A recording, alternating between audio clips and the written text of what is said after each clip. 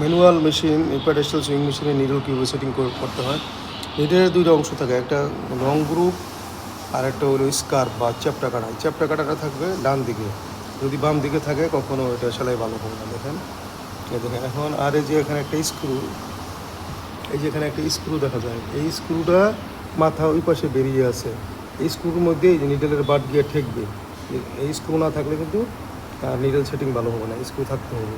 তারপরে চাবি দিয়ে আপনি টাইট দিয়ে দেবেন। দেখেন আগে এই যে গর্ত আছে, গর্তের ভিতরে এই নিডলটা সেট হবে, কিন্তু স্কার্ফ চ্যাপ্টা কাটাটা ডান দিকে থাকবে। দেখেন দেখাই আপনারা, দেখেন এরকম করে